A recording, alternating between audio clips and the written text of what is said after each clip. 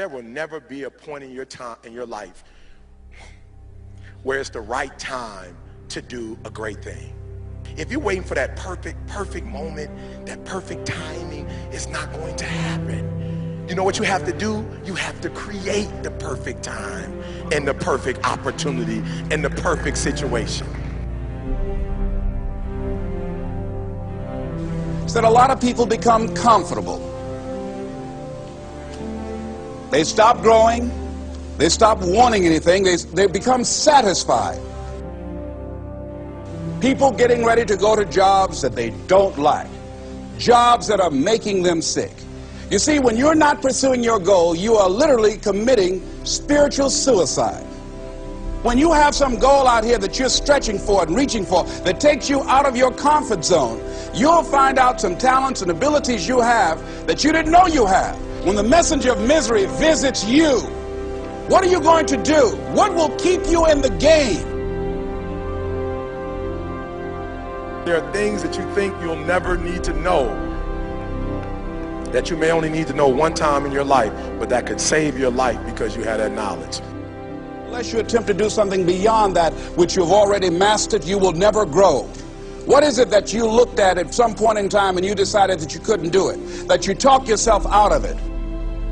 If you're waiting on your next door neighbor to make it happen for you, it may not happen. If you're waiting on your mother or your father, they may be so ancient in their thinking that they don't understand this opportunity that you have. And if you're waiting on them, it may never get done. You don't beg average people to be phenomenal. You don't beg good people to be phenomenal. You just are phenomenal, and you will attract phenomenal.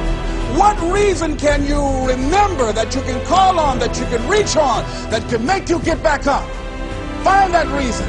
If you're not where you are, if you're not where you want to be, if you don't have what you want to have, if you're not where you think you should be at this particular place, it has nothing to do with the system, but it has everything to do with the fact that you're not making the sacrifice.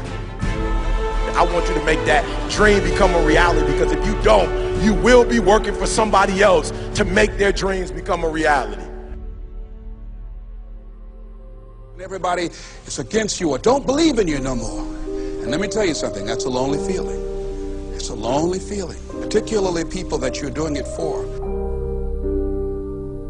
Most people take their greatness, take their ideas to the graveyard with them. Listen to me, if it was easy, everybody would do it. There are people right now who are working who don't want to work. There are people who hate their jobs, but they keep getting up to do it. The wealthiest place on the planet is the graveyard. Because in the graveyard we will find inventions that we never ever were exposed to. Ideas, dreams that never became reality. Hopes and aspirations that were never acted upon. Question is, what are you going to do with your time? What drives you? And greatness is a lot of small things done well. Day after day, workout after workout, obedience after obedience, day after day. When things don't work out for you, when things happen that you could not anticipate, what are the reasons that you can think of that can keep you strong? You will never ever be successful until you turn your pain into greatness, until you allow your pain to push you from where you are to push you to where you need to be. Stop running from your pain and embrace your pain. Your pain is going to be a part of your prize, a part of your product. I challenge you to push yourself. See, it's easy to be on the bottom. It doesn't take any effort to be a loser. It doesn't take any motivation, any drive in order to stay down there on a low level. But it calls on everything in you. You have to harness your will to say, I'm going to challenge myself. I mean that what you did last week don't count. Today is the only important day. There are 86,400 seconds in a day, and how you use those are critical. You got 86,400 today, and what you do today is going to cement who you are. Nobody's going to talk about what you did last week.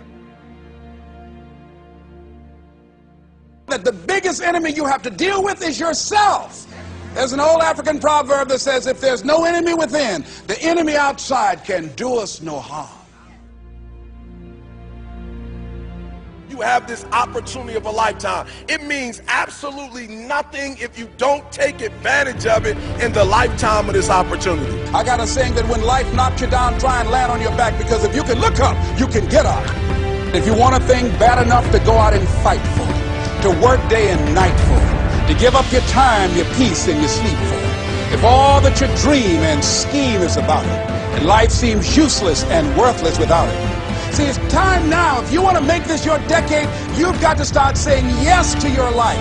You've got to start saying yes to your dreams, yes to your unfolding future, yes to your potential, as opposed to saying no.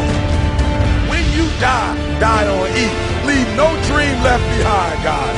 Leave no opportunity left behind. When you leave this earth, accomplish every single thing you can accomplish.